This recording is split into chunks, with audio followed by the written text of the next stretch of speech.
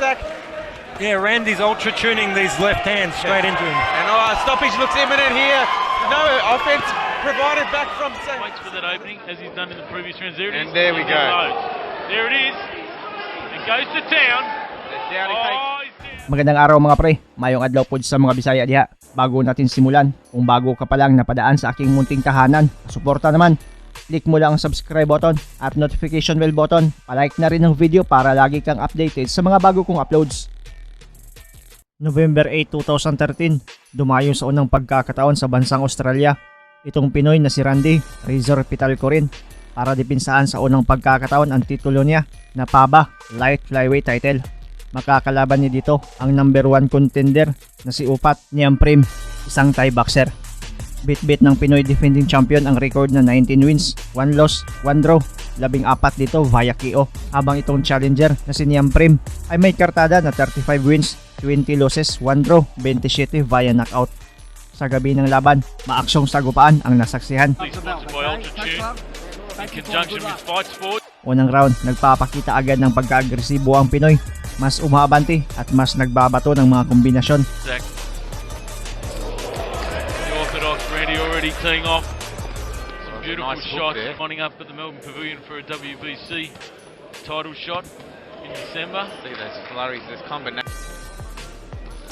Against a cagey up-and-comer. He's been in Melbourne for a month here, so he must be a clump. Oh, good counter by both gents then. Both more than well. Big left hand. He's hurt him. Nice uppercut by Petalcorin. He's going for the kill, but a nice left hand by Samransak. Yeah, good counter by Samransak, but he copped some punishment. Which is something not seen before at this venue. Clubbing left. Right hook there by Randy, sorry. Southpaw fighter. Good first round.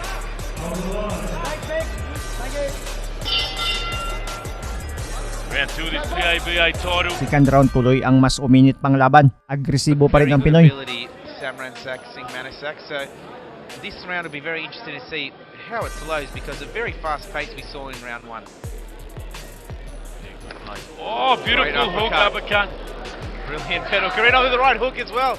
And he's looking to follow up against the ropes and he's At matapos ang isang minuto, nasa loob ng kalaban ang pamatay na kaliwa ni Petalcorin at bagsak ito. It's quite a spectacle. Yeah, full house down here at the Melbourne Town Hall. Oh, beautiful straight left. He's down for the count. Tumayo pa ito at natapos pa ang second round. He's gonna get up. Yeah, he's right. The opening here. Petalcorin right hand, left hand. And no, that won't be it. Jeez, he's beautifully balanced, Shree. He is. See the way he just sort of works around, doesn't overexert himself. Those uppercuts, hooks. What a kid of punches. Moves around the ring great as well. Cheeky left hook there by Samransak. Brilliant. He's tying that up. Is every morning, so fitness is certainly no issue for Randy Petalcorin. He's a magnificent fighter. In a great stable down there with Mick Hargraves and Adam Wilcox. Great second round. Round 3 at the Melbourne Town Hall. Third round. Dito na tinapos ng Pinoy ang bakbakan. Isang kaliwa na naman ang nagpaalog sa Thai fighter at sinundan agad ito ng mga kombinasyon sa ulo at bodega at natapos agad ang laban nila. And there we go. There it is. It goes to town. Down he's down, and that's it. Tony Moretta's called it in to the PABA title. Great Randy Petalcorin. Fantastic performance here. Panalo ang Pinoy via third round TKO at napanatili ang titulo. You win by technical knockout and a big hit in Australia, Randy Ultra-Tune Petalcorin. Have had a big round of applause there for... Pero itong natalong Thai fighter ay tila nakulangan pa, di pa nadala. Umulit pa ng isang laban kaya matapos ang 4 na buwan lang, muli siyang napagbigyan. March 28, 2014, naganap ang laban, ginawa sa kaparehong boxing ring sa Malvern, Australia. Non-title fight at nag-schedule lang sa 10 rounds. No, okay? Nice and clean. Good luck.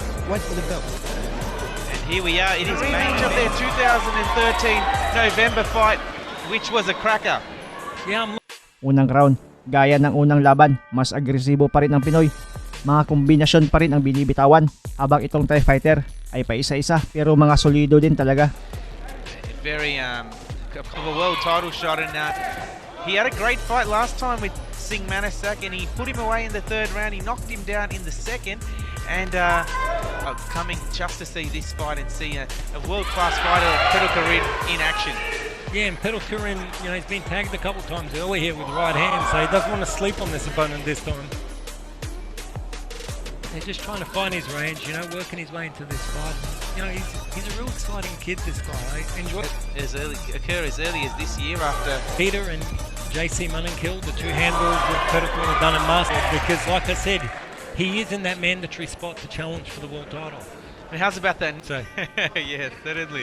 And I've nearly Flo tags him there with the left hand. Petalcorin gets him Manasak. sharp left hands. Knowing the distance that he's going to throw the shots from and the angles, and I think it Lunging and falling in with their range, and he doesn't do that. a nice left hand by Singh 10 seconds. Manasak. Guy and always brings it. Round one, main event. Back in action now, round two. Second round, matapos ang ilang segundo, nabilangan agad ang kalaban. There wasn't much filling out. I think that was round 4, continuing from the last battle. Yeah, definitely. And a nice left hand by Petalcorin. He collars up with the combination. And now, is that a knockdown? Yeah, that was a very nice left hand to the sternum. Obviously, Chris Anderson has missed it, but the Thai is in a spot of bother. Pero matapos nakatayo at bilangan, ay sandamakmak na kamao na naman ang pinaulan ng ating kababayan. And last time around with a body shot. Looks like it's the same thing's happening again. And now he's really teeing off on some run. Singh Manasak. Yeah, Randy's ultra-tuning these left hands straight into him. And stoppage looks imminent here. No offense provided back from Singh Manasak. And it looks like a stoppage is going to occur any second now. If he doesn't fight back, it's game over. And it has been called off, and Randy Petalcorin. Di na ito nakasagot pa, kaya tinapos na agad ng referee ang laban nila para maiwasan ang mas malala pang kapahamakan. Kung sa unang laban nila ay tinapos ng Pinoy ang Thai fighter via third round TKO, sa pangalawang tagpo ay tinapos naman ng Pinoy ang laban via second round TKO. Sa pangalawang pagkatalo ay siguro di na uulit pa para sa pangatlong laban itong Thai fighter na kalaban. Ano ang masasabi ninyo sa video ito? Ang inyong komento, suggestion at reaction ay welcome na welcome sa baba. Game over. And it has been called off, and Randy Petalcorin, another stoppage victory over. Value, and hopefully for the sake of the good people looking after him, particularly Peter Maniatis, you know, hopefully a title shot is forthcoming in the next 3 to 4 months thereabouts, and fingers crossed Peter can. Aussie, Randy Ultra-Tune Petalcorin. Thank you, Jimmy. Maraming salamat sa panonood at suporta mga pre. As always, amping perme.